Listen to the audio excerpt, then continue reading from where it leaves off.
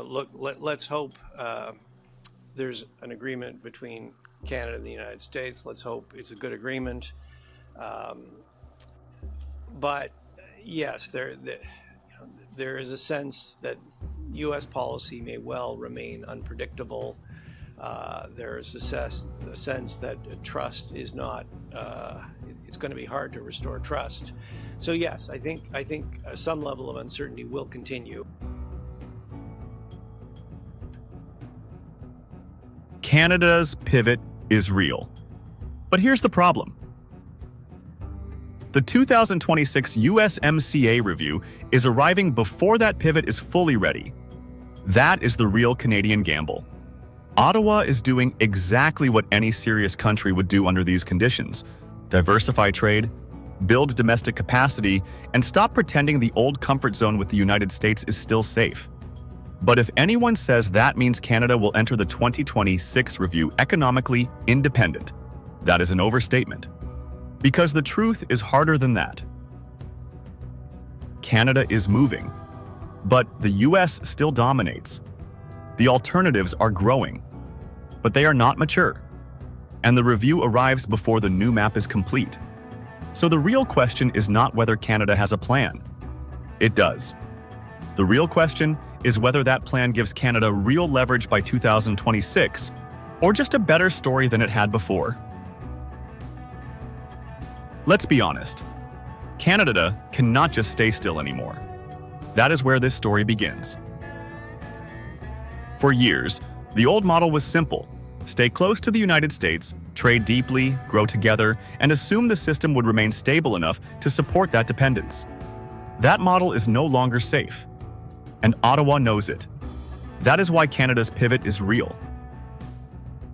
Reuters has reported that Mark Carney is trying to foster a trading order less reliant on the United States after tariffs and wider U.S. unpredictability shook long-standing assumptions. Reuters has also reported that Canada still sends roughly 2/3 to 70% of its exports to the U.S., which is exactly why the shift matters so much. So the first point is simple.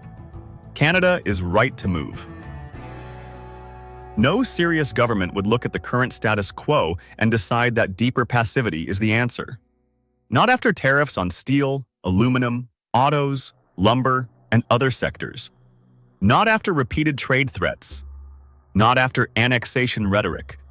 Not after seeing just how concentrated Canadian exposure to the US still is. That is not safety. That is dependence. And dependence becomes vulnerability very quickly once the dominant partner turns volatile. So yes, Canada's pivot is strategically sound for the moment. But this is where we need to be more precise than the hype. To say this pivot will be fully good for 2026 would be an overstatement. Because trade relationships do not mature overnight. New export routes do not become full substitutes in 18 months. Political resets are not the same thing as commercial fulfillment. And this is the heart of the story. Canada is trying to build leverage fast enough to avoid entering the 2026 USMCA review empty-handed. But it is not moving fast enough to escape dependence by 2026. That is the gamble. Now let's break down what Canada is actually doing. First, outward diversification. This part is real. Canada is widening external options. Reuters reported that non-US exports hit a record $22.3 billion in February, while the US share of Canadian exports fell to just over 66%, the lowest on record. Ottawa has also been pushing deeper trade ties with Europe, China, and other markets as part of the effort to reduce overdependence on one dominant partner. That matters, because it means diversification is no longer just a slogan. It is being treated as strategic insurance. Second, inward strengthening. Carney's broader line has not only been sell more elsewhere, it has also been make Canada more self-reliant.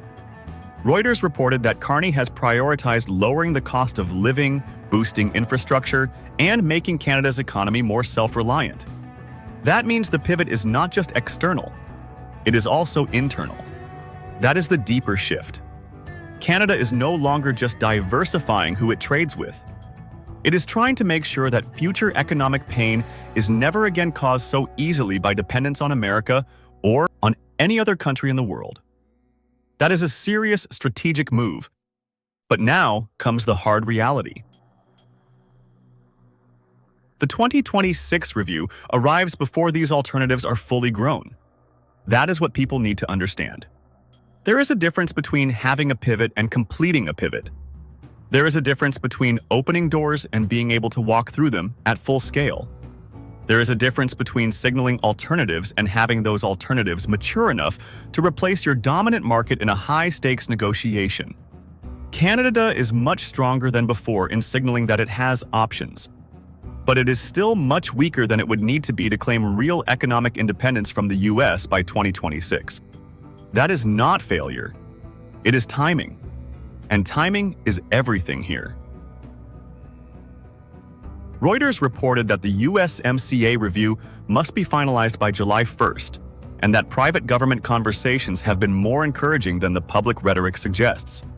Canada is also negotiating with the US to remove tariffs on key sectors such as steel, aluminum, and automobiles, with possible bilateral arrangements tied to the broader review.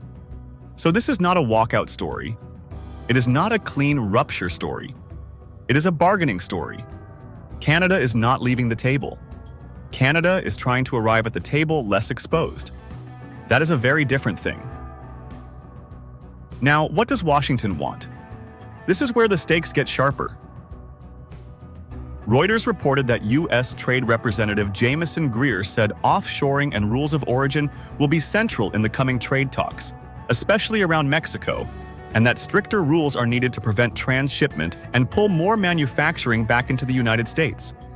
That tells you exactly what kind of review this may become. Not a soft procedural check-in. A pressure point.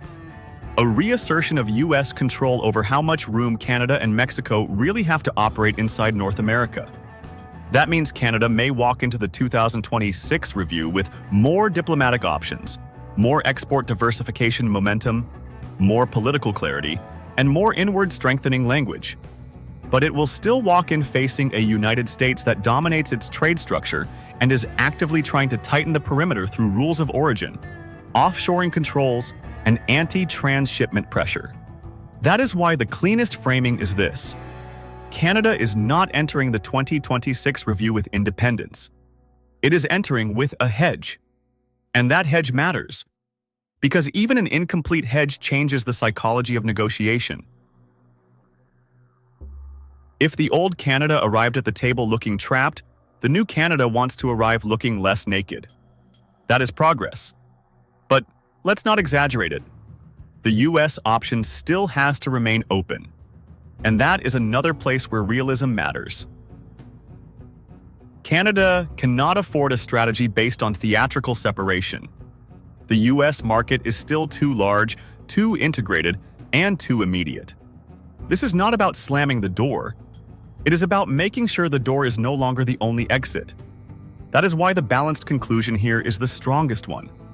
Canada has to play ball. It has to diversify. It has to hedge. It has to build inward. It has to keep the US option open. All of those things are true at the same time. And that is what makes this such a high-stakes moment. Because Canada is caught in a middle zone. Not fully diversified. No longer comfortable. Still heavily exposed. But no longer willing to accept the old passive model. That middle zone is dangerous. Because it is the place where you know the old model is broken, but the new one is not yet fully ready. And that is exactly where the 2026 review lands. This is also why I would be careful with the phrase economic independence. It works for headlines. But inside the analysis, it is too strong. What Canada is really building is economic insurance, strategic breathing room, reduced overdependence, and better negotiating space. That is still important, very important, but it is not the same as freedom from US gravity. Not yet. So what is the real Canadian strategy here? I think it is three things at once. First, show Washington that the old comfort zone is over. Second, show markets and domestic audiences that Ottawa is not standing still.